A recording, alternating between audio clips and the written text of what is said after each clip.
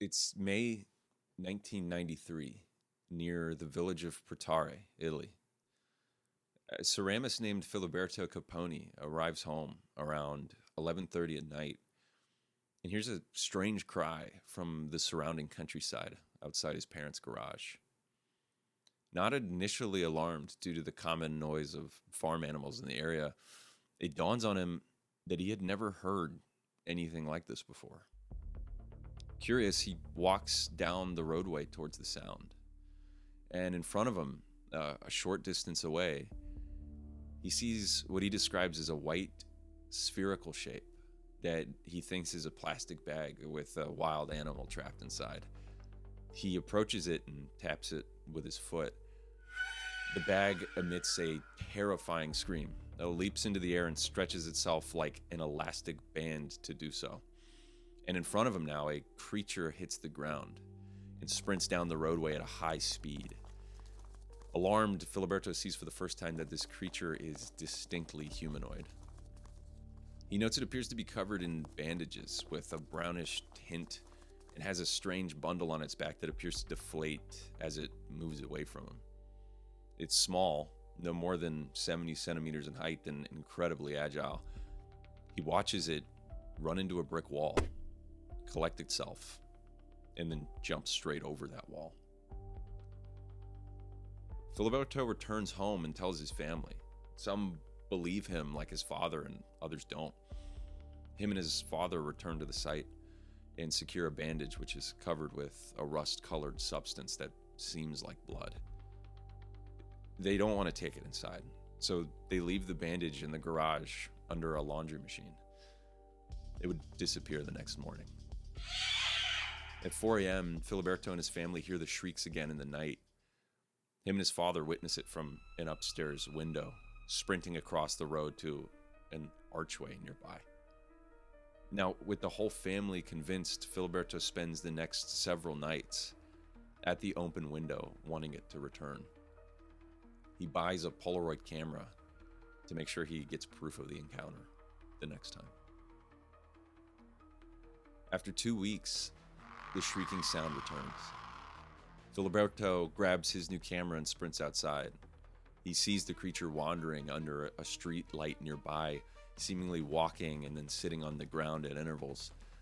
It doesn't seem to notice him. So he tries to take several photos at a distance, but they don't come out clear.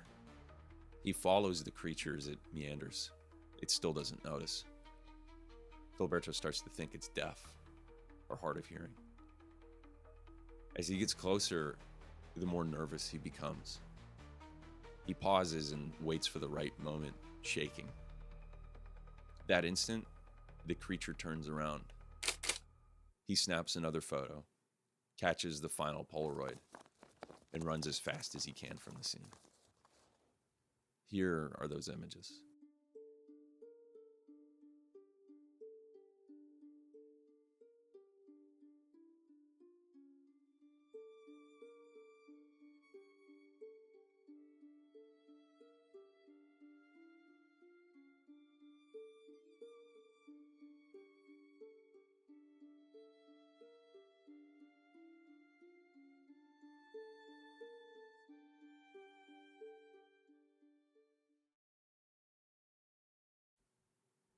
Filiberto returns home and shares the photos with the family, who are now thoroughly convinced.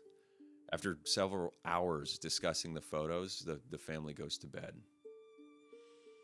In the morning, Filiberto has a conversation with his grandmother about the events and goes to retrieve the photos to show her. He notices the lid on the wooden box that they were stored in is now curved. He opens it, and the smell of burning plastic hits him immediately. The photos inside were stuck together, and he saw, as he looked closer, that they were warping.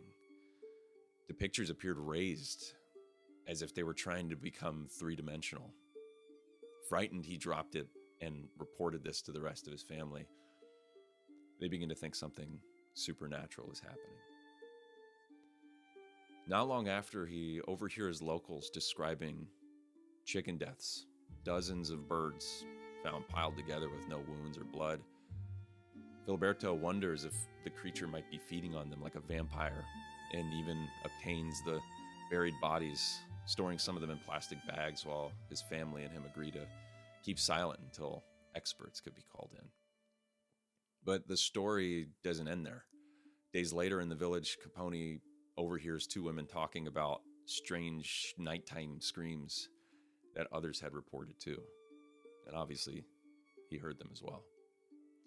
And rumors spread quickly. Some said it was a spirit, others dismissed it as a prank. So Filiberto secretly kept observing these stories, bought magazines on UFOs and the paranormal, and eventually approached the National UFOlogy Center in Rome with his stories in the photograph. He also reluctantly revealed the photos to a friend that he trusted, but word spread quickly from there. Soon everyone in the village was asking to see him. In 1993, journalists took notice, and a national newspaper published the story with the provocative headline, "I have seen ET," along with reproduced images of the creature. In the weeks that followed, similar sightings and peculiar incidences were reported in neighboring villages. At one point, a helicopter crew even claimed to have spotted a strange object near Pescara. Yet Filiberto, overwhelmed and definitely anxious, gradually withdrew. Increasingly, in his own words, he felt cornered and eventually avoided leaving his home.